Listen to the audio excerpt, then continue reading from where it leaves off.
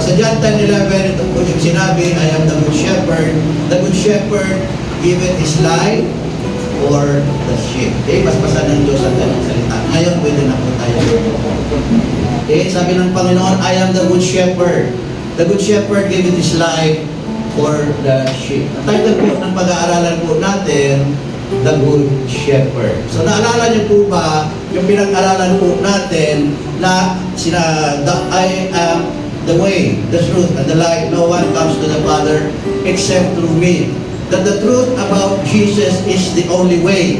Na sinabi po doon na the definitive article D ay nagre-represent po ng exactness at wala nang iba pa, wala nang ibang daan at wala nang ibang katotohanan at wala nang ibang buhay maliban lamang po sa ating pong Panginoon. Ngayon, nabanggit ko po doon, marami po doon, at sabi po ng Panginoon, I am the good shepherd. So, nawahan po natin kung gaano po siya naging exact at siya lang lamang po talaga yung good shepherd. And how good is our good shepherd? So, ito po yung pag-aaralan po natin po ngayon. So, ang meaning po ng shepherd ay a person who tends or rears a sheep. Ang isang tao na nag-aalaga ng tupa at ito po ay kanyang ipinapastol to move or care for the sheep. Ito ay ipinupus niya at talagang mayroon siyang nalasakit po sa mga tupa or to lead and guide people somewhere. So pwede pala na gamitin mo sa wikang Ingles ang salitang shepherd kapag ikaw ay nag-guide po ng mga tao at pinapakain mo sila at inaalagahan mo sila at may malasakit ka po sa kanila. Kayo nga, you can use shepherd in a sentence using your family. You shepherd your family towards the good shepherd. So tayo pong lahat, we must be a shepherd. Ang presidente po siguro ng Pilipinas ay pwede pong gamitin po na shepherd din po siya kasi iginagay niya po yung mga tupa po o yung mga Pilipino, inaalagahan niya patungo po sa magandang bayan. So ito po yung shepherd din. At mayroong pamamaraan ang Panginoon para tumawag po din ng mga kanyang mga earthly shepherds. Pero dito po tayo po sa good shepherd. Who is the shepherd? Sabi ng Panginoon, the Lord. Sabi ng King David, the Lord is my shepherd. Ang Diyos ang kanyang pastor. Sa wikang Tagalog, pastor po yan. Ang Diyos, ang Panginoon, ang aking pastor. Sabi ng Panginoon dun sa verse natin, I am the good shepherd. So, ibig sabihin, nung ang Panginoon ay nagkatawang tao sa pamamagitan ng Panginoon, kaya niyang sabihin na siya, yung good shepherd, because He is our Lord. He is the God manifested in the flesh. Amen? Kasi ang Diyos sa Old Testament time, He was shepherding the sheep. Ang mga Israel by the prophet. Si Moses, nung tinawag po si Moses, alam niyo po ba pagtawag po kay Moses, para maging pastor po siya sa bansang Israel, sa pamamagitan din ng tupa. Doon po sa Mount Sinai, nung tinawag po si Moses, hindi niya kilala ang Diyos. Wala, galing po siya sa Egypt, daladalan po niya yung kultura po ng Egypt, hindi nga niya nalaman o narinig na may tunay palang Diyos. Maaaring sumasamba po siya sa Diyos-Diyosan. Ang dami niya siguro, yung kultura ng Egypt. Namumuhay siya ng makamundo kasi ang Egypt po is the type of the world. Nandun na lahat ng layo po ng katawan. Pero one time ay nagpakilala ang Diyos sa kanya. Nung may isang tupa na kanyang inaalagahan ay nawala. Sinundan niya at hinanap niya po doon sa Mount Horeb. Hinanap niya yung tupa. Sa paghahanap niya yung tupa, ang natagpuan niya po ay ang ating pong Panginoong Diyos. Siya po yung kanyang natagpuan. At saan, iba sa atin, sa paghahanap natin ng maraming bagay. Naghahanap tayo ng ligaya po sa katawan. Naghahanap po tayo ng satisfaction po ng ating pong katawan. Pero sino yung talagang natagpuan po natin? Sino yung the best na natagpuan po natin? Ay ang ating Panginoong Jesucristo. He is the best. Kasi po siya po yung good shepherd. At hindi po tayo ipapahamak po ng good shepherd. Who are the sheep? Ezekiel 34:31. At kayong mga tupa ko, na mga tupa sa aking pastulan, ay mga tao, at ako'y iyong Diyos, sabi ng Panginoong Diyos. So tayo pong mga tao, na sumusunod po sa good shepherd, tayo po yung tupa po ng Diyos. Tayo po yung nakikinig sa ating pong Panginoon. Psalms 195 verse 7, O come, let us worship and bow down. Let us kneel before the Lord our Maker. Oh, tinatawag po tayo, come. Let us worship and bow down. For He is our God, and we are the people of His pasture. We are the people and the sheep of His hands. Kung hindi tayo magpupuri po sa Panginoon, sino pa ba magpupuri? May narinig akong isang preacher kagabi. Sabi niya, iisa lamang. Ang sikreto niya, actually, ang laki po ng congregation po ng preacher po na ito. Dami talaga. At ito ay overall the Philippines at ang daming himala na nagaganap po sa kanya.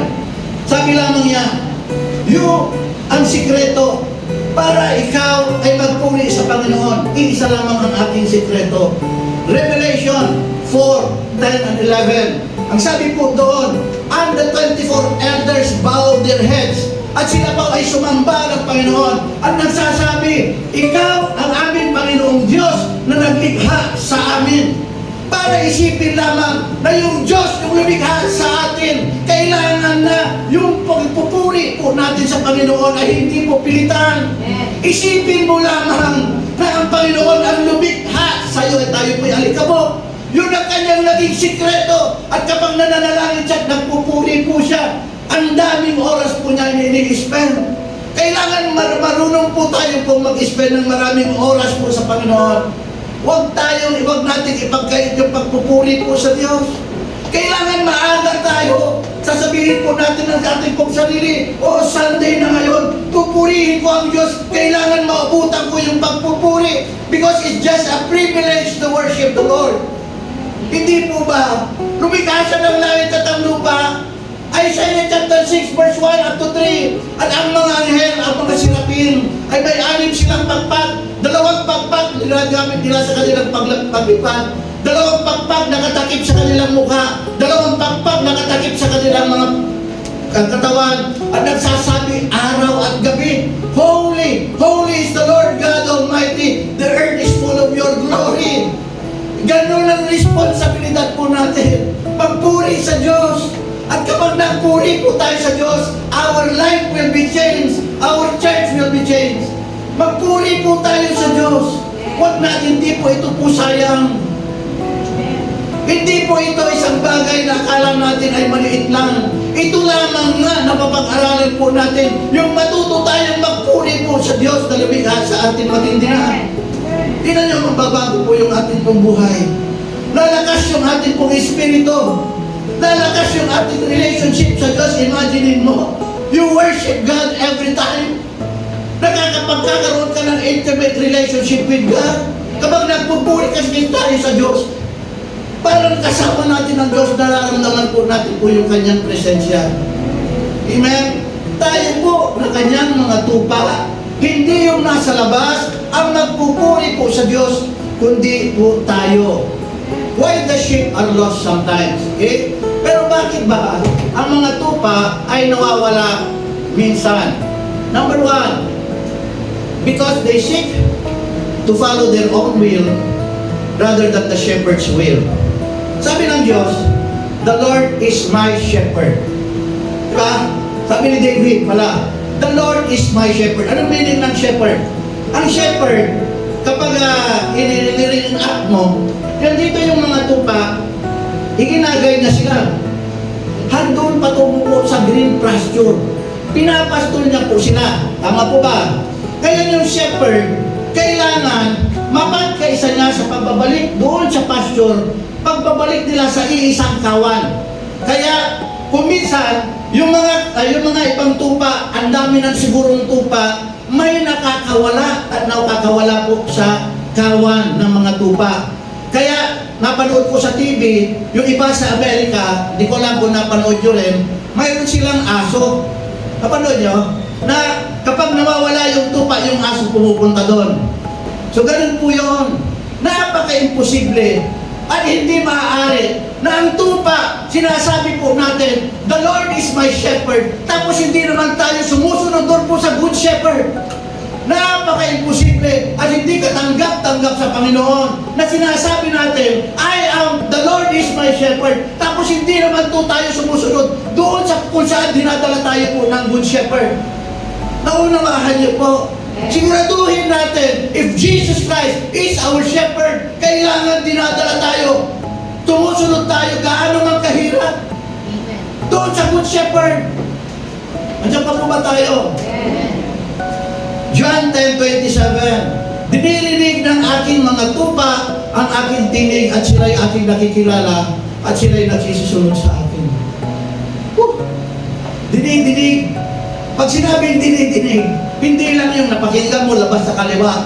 Talagang dinidinig mo. Talagang binibigyan mo siya ng importansya. Ang lahat ng kanyang mga salita ay itinatago mo sa kanyang puso, sa inyong puso, at sumusunod ka sa lahat ng kanyang mga salita. Ito po yung pagsunod. Amen? Ano pa? When he the shepherd has brought all his own sheep out, okay, he goes ahead of them. Yung pinito ko kanina, kapag napilabas na niya doon sa kulungan, he goes ahead of them. Nauna siya, and the sheep follow him because they recognize his voice. They will never follow a stranger, but will run away from him because they do not recognize the stranger's voice. So kapag hindi po tayo, I'm sorry to say, sana hindi naman po tayo po ganito. At naniniwala ako, hindi lang natin inaabot kasi po yung tamang pagsunod. Kasi wala po tayo dito kung hindi tayo sumusunod. Kaya lang, nakaka-apekto yung pagkaalam po natin po sa Panginoon. Noon pa man, may alam na tayo sa Panginoon eh. Alam natin, naririnig na natin yung Jesus Christ na pangalan. Kaya lang, ang pagkaalam natin ay mali kasi akala natin Diyos-Diyosan siya. So alam na natin, may alam na tayo kay Jesus Christ po noon. Kaya lang mali. Nakawala po tayo doon. Nasa spiritual na Diyos na po tayo. Pero kung minsan nakaka-apekto yung pagkaalam pa rin natin. Kapag pagkaalam mo sa kalooban at itsura, halimbawa, sa pagka-Diyos ni Jesus Christ ay ganito, kaya siguro ganito rin ang pagsunod mo kasi ganito lamang ang pagkaalam mo. Pagkakilala mo. Kailangan lumaki at lumaki yung pagkakilala po natin po sa ating Good Shepherd. Amen. Kaya yung iba hindi sila nagsisusunod, baka hindi sila sheep of the Good Shepherd. Kailangan maging sheep of the Good Shepherd po tayo.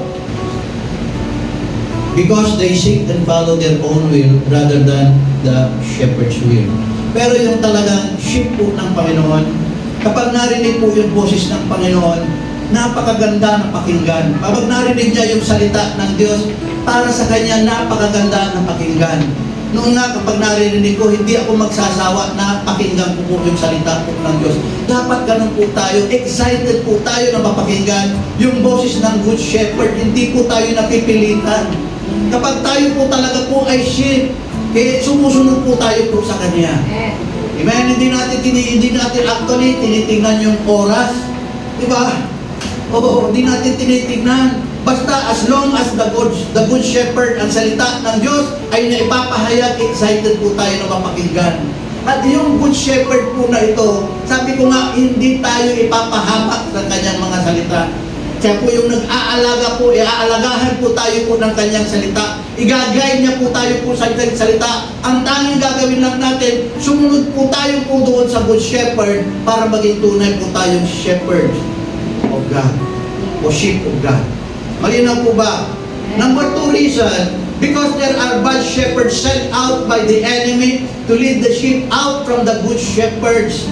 Sheep po. Kasi may mga shepherds kasi na ipinadala yung kaaway na iginagay po yung mga sheep, tupa ng Lord, tapos iwinawala po sila. Amen? Kaya nga, sabi nga, even the very elect shall be deceived. Sinabi pa yun ng Panginoon Jesus noong pang-una. Jeremiah 23, 1 and 2, kaya ganito ang sabi ng Panginoong Diyos ng Israel laban sa mga pastor, yung shepherd po ay pastor, na nagpapastol ng aking bayan. Inyong pinangalat ang aking kawan, at inyong iniligaw sila, at hindi ninyo sila dinalaw. Narito, dadalawin ko sa inyo ang kasamaan ng iyong mga gawa, sabi ng Panginoon. So there will be a time, ito pong mga pastor na ito, they are shepherding a flock of sheep of God away from the Lord. Imbis na nagadalhin ang Panginoon doon sa Diyos na hindi nakikita, doon sa kalooban ng Diyos, yung kautusan ng Diyos na iksak at hindi pala kung unawahin, dinadala po sila doon sa, nililigaw po sila. Okay lang yan, okay ka lang na magkasala, okay lang ang LGBT, ito nga, nagkakasal na kami ngayon, okay lang ang sumamba sa Diyos-Diyosan, okay lang lahat yan. Pero hindi yun ang salita ng Diyos, salita ng tao. Ginagayad po sila sa salita po ng tao, imbis na doon sa salita po ng Good Shepherd. At hindi ko na lang sinulat, Ezekiel chapter 34, 5 and 6, kung hindi ako nagkakamali. Yung mga shepherd na iba, ito po naman po ay katotohanan. Ang sabi ng Diyos sa kanila, kayong mga pastor, nagpapataba kayo ng iyong mga sarili sa pamamagitan ng gatas, ng iyong mga tupa, at nagsusuot kayo ng iyong mga damit sa pamamagitan ng lana na galing sa balahibo ng iyong mga kamelyo. Ngunit hindi nyo binibigyan sila ng pagkain. Hindi nyo sila binibigyan ng tamang pagkain. Amen? Totoo yun. Ang dami. At ang dami po natin makikita. Hindi nila iniisip yung kapakanan po ng mga tuba. Kailangan, ang tunay na pastor ay galing sa puso po ng Diyos. Diba? Jeremiah 3:15, I have given you pastors according from my heart, which shall feed you with knowledge and understanding. Matuto tayo na sumamba doon sa Diyos. Yung tamang pagkain. Amen? At tinitingnan yung kalalagayan po natin. Hindi yung kalalagayan lang ng kanilang sarili. Ano pa po ba tayo? Okay na po ba tayo sa kalagayan po natin? Amen? So, ngayon, nakatiis po tayo. Kasi, matagal nang sinasabi sa akin ni Brother Ronjit at saka ni Sister Abigail, pagdating pa lang nila, lipat na tayo, Papa. Sabi ko, wag muna. Hayaan mo na mag-occupy po natin ang upuan, saka lilipat na tayo. Na-occupy na natin, nagsi-60 na tayo. Tapos nakita ko, ang heat index, level ng heat index. Pag sinabi kong heat index, yung epekto ng katawan, yung epekto ng init sa katawan po natin, napakadelikado na, umaabot na po tayo ng 47. Grabe, pero napagtiisan natin yun, kasi wala pang gaanong matatanda, si Brother Andrew lang ang matanda noon. Oh, si Brother Andrew lang ang senior noon. Ngayon, madami ng senior. O, Sister Tita pala. Ngayon, magsisenior na rin kami sa September. O, madami ng senior. Diba? So, ngayon, hindi na tayo pinapawisan. Hindi na natin naaamoy yung mabahong kanal. Diba? O, hindi na pumapasok yung tubig kapag ulan. Ay kahit na umulan ng matindi, okay lang, nandito tayo, secured na po tayo. Kailangan, spiritually, ang shepherd po ay tinitingnan niya ang kapakanan, physically and spiritually. Kaya po dito, I'm sorry to say, amen. Kapag ang shepherd, tinitingnan po ang kapakanan ng mga tupa spiritually, wala siya itinatago. Kapag kasalanan, sasabihin po natin po sa pulpito ang kasalanan. At kung minsan, hindi naman talaga alam ang yung ginagawa. Kaya lang nangungusap po kasi po ang Diyos. Ang Good Shepherd ay nangungusap kahit hindi po alam ang iyong ginagawa. Kailangan sabihin po natin. Ano pa po ba tayo? This is care. This is love. Amen? Physically, spiritually, kailangan nandun po yung care para tunay na earthly shepherd po tayo ng Good Shepherd. How good is the Good Shepherd? So gaano ba kabuti yung ating pong Good Shepherd? Number one, the Good Shepherd is a personal shepherd. Sabi ng Biblia, Psalms 23:1. Kaya ito yung Psalms 23:1 to 6. Na, alam nyo, maganda na mag-memorize po tayo po ng salita ng Diyos. Nung bata ako, nami-memorize talaga ako. Okay? At nagagamit ko po ito nung ako ay na-hospital, tumirik po yung mata ko. At nung tumirik yung mata ko, at nire-revive po ako ng mga doktor. Sabi niya, tumirik. Sa yung nakakita na tumitirik na, binuhay pa rin po ako ng Diyos. Ay, na-revive ako ng konti. I-recite ko po, tuloy-tuloy po ang Psalms 23:1 hanggang 6. Okay, the Lord is my shepherd, I shall lack nothing. He makes me lie down in green pastures. He leads me beside the quiet waters. He restoreth my soul. He guides me in the path of righteousness. For His name's sake, though I walk through the valley of the shadow of death, I will fear no evil, for Thou art with me. You prepare a table before me in the presence of my enemies. You anoint my head with oil, my cup overflows. Surely goodness and loving kindness shall follow me all the days of my life, and I will dwell in the house of the Lord forever. So ito po, hindi ko po gaano pong naunawahan po noon, pero dinire-recite ko na po. Ngayon, uunawahan po natin po isa-isa. At alam niyo po, ang verse na ito ay hindi po patungkol kay David, kundi patungkol po sa kanyang shepherd na napakabait. At alam po yung po ating pong Diyos. Amen? Siya po, ito po yun. Sabi ni kay David, the Lord is my shepherd, I shall not want. Na ang Diyos po pala ay isang personal shepherd po tayo. Na tayo po, siya po yung directly na nag-aalaga po sa atin. Siya yung directly na nag-agagay po sa atin. Na ayaw niya na maligaw po tayo. Kaya po yung shepherd po na ito, kapag tayo po'y naliligaw, pinapaalalahanan po tayo. Kaya ang evidence na anak po tayo po ng Diyos, kapag nakakalimot na po tayo po sa Kanya, bakit ba may nangyayari sa ating buhay? Bakit ba parang empty ang ating pong puso? Amen? Kasi po, ito po yung habag po ng Good Shepherd po sa atin. Para hindi po tayo mawala. Kasi inuunawa niya tayo. Kasi yung pananampalataya natin ay mahina pa. Ay maliit pa. Pero darating ang panahon, kapag matutukulan tayo na sumunod po sa Good Shepherd at lumaki yung pananampalataya natin, tingnan niyo kayo mismo ay gagamitin ng Diyos at gagawin din Shepherd. Amen? Gagawin kayo shepherd ng Diyos. Shepherd of your family starts from your family. Kailangan maging shepherd din po tayo sa pagpinakamaliit. Kasi ang daming nawawala. Ang daming kawawa. Ano pa? The Good Shepherd is the providing shepherd. Psalms 23 verse 2. He maketh me lie down in green pastures. He leadeth me beside the still water. Amen?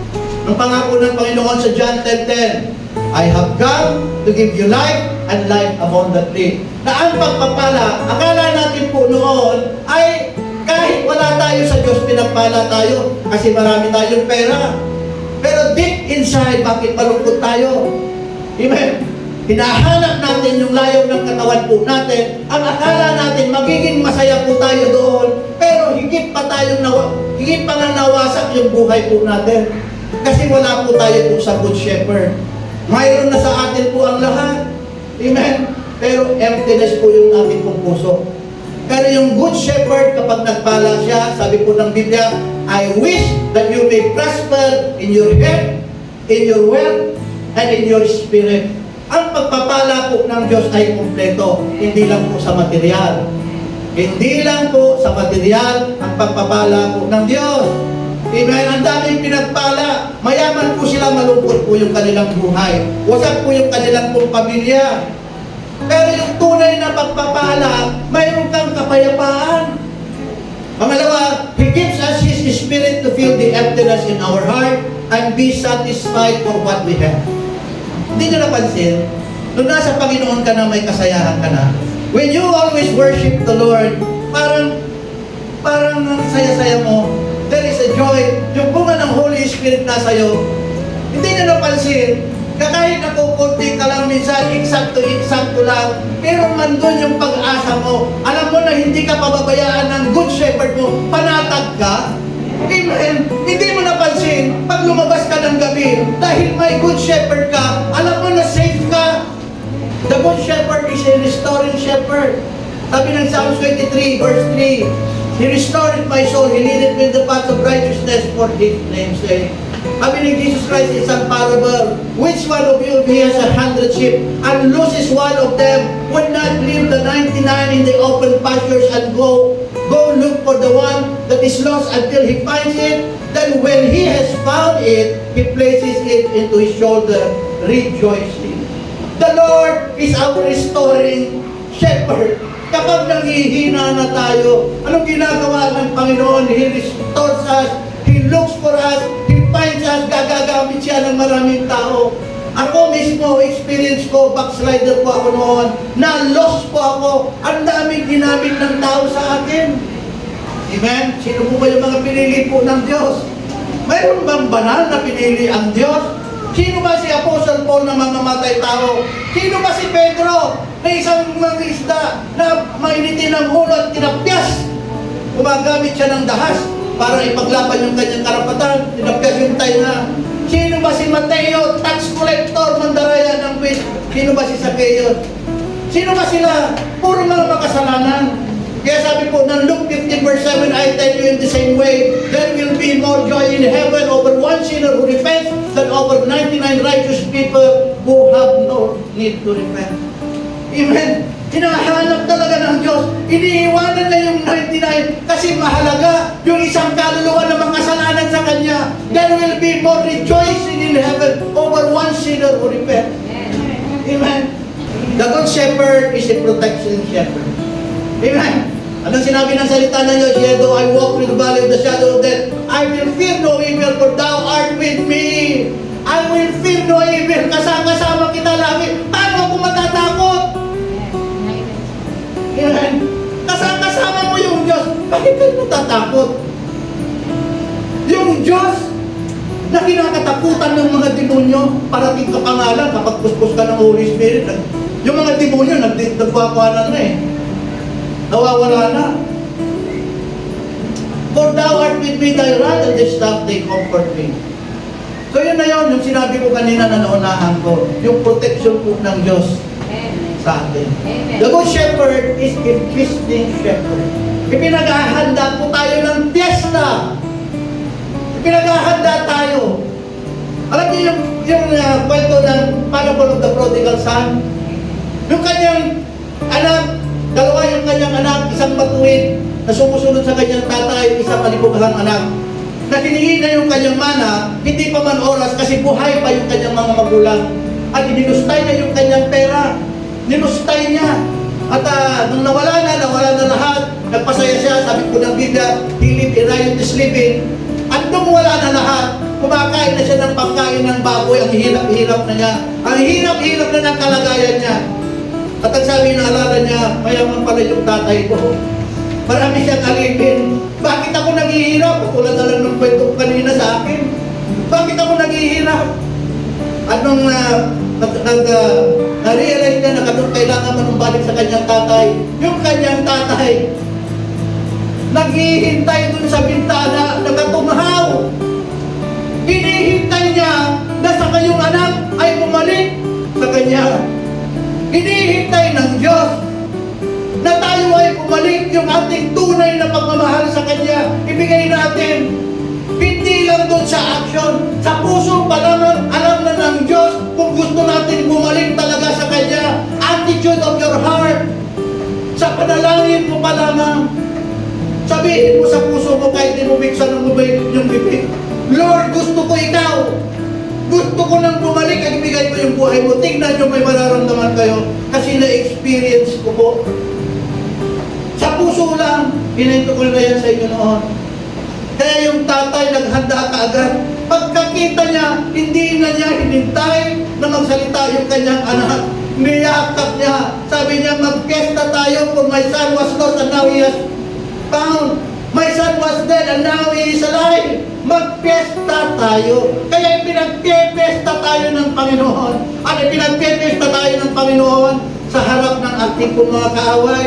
Psalm 23 verse 5, Thou preparest a table before me in the presence of my enemies. Thou anointed my head with oil. Oil represent the Holy Spirit. My cup runneth. Hindi lang tayo welcome, hindi lang ipinag-prepare po tayo po ng Diyos. Ipinagpesta po tayo po ng Diyos. Binigyan tayo ng Holy Spirit para hindi na po tayo bumalik po sa dati. It is a seal of ownership.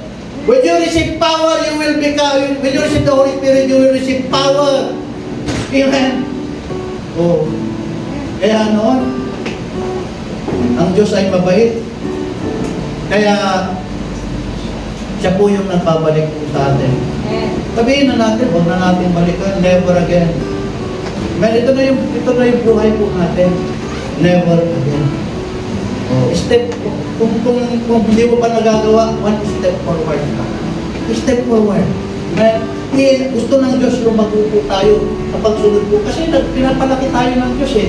Ginagamit lang ako. Pinapalaki ng Diyos yung atin pong pananampalataya. Para tayo'y lumago. Alam mo naman bansot yung share. Ayaw ng Diyos na bansot niya share. Malapit na po tayo. The good shepherd is a merciful and most gracious shepherd. Amen. Surely goodness and mercy shall follow me all the days of my life, sabi ni Haring David, and I will dwell in the house of the Lord forever.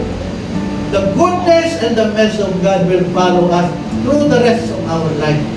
Napakabait po ng Diyos. Gumagawa ka na nga ng masama, mabait pa rin ang Diyos sa'yo. Hindi ka na nga nagsasabit sa kanyang kalooban, pero tingnan mo, ang bait-bait ng Diyos sa'yo. Ano ang sinasabi ng aklat ng Roma? Hindi ko lang kano yung chapter of the verse. The goodness of God brings us into repentance. Mas kabutihan ng Diyos, ma-realize po sana natin na napakabait ng Diyos, unrighteous, unworthy po tayo po sa Kanya.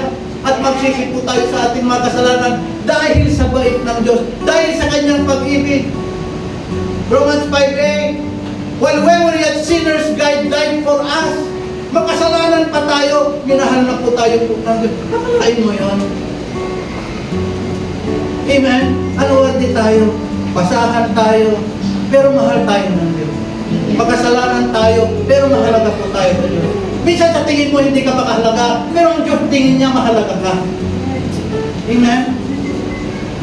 How can you not love and follow the Lord? Paano hindi natin mamahalin? Kayo magsabi. Paano? Binigyan niya yung kanyang buhay. Inalagaan niya tayo. Patuloy na inalagaan. Minamahal niya tayo. Kapag nawawala tayo, hinahanap niya tayo. Para tayong pinapaalalahanan. Pinoprotektahan niya tayo. Binibigay yung ating pong pangangailangan. At kung minsan hindi natin siya inukuna. How can we not love this good shepherd? Anong rason para hindi natin siya mahalin? Tanungin natin po sa sarili natin. Hindi ba oras na mahalin po natin po yung good shepherd? Conclusion. Noong una, napag-aralan natin na Jesus is the only way. Ngayon naman, ay si Jesus is the only shepherd that leads us to the right and only way. Nakala niyo? Siya rin pala, siya yung daan, pero siya rin po yung naglilid po sa atin bilang good shepherd sa tamang daan. Hindi ang pera, hindi ang sanglibutan o sino mang tao o religion. Kasi may mga tao, sila daw po yung shepherd. So hindi pera, hindi sanglibutan o sino mang tao o religion, kundi sa good shepherd. Pagamat may mga earthly shepherds, na itinalaga para sa atin, sila rin ay tupa ng sheep shepherd. At ang sheep shepherd, ang buhay, ang tunay na nagmamahal at paggagantimpala sa ating pagsunod sa Kanya. Last, 1 Peter 5:4, then when the chief shepherd appears, you will receive the crown of glory that never fades away. When the chief shepherd appears, sino yan? Jesus Christ, and when He appears, tayo ay gagantimpalaan, putong ng koron kalalhatian, na kung anong uri yung pagsunod po natin, yun ang uri ng putong natatanggapin po natin. Yung uri ng pagsunod ay napaka-importante. Kailangan tama ang courage po ng pagsunod po natin at hindi po nawawala.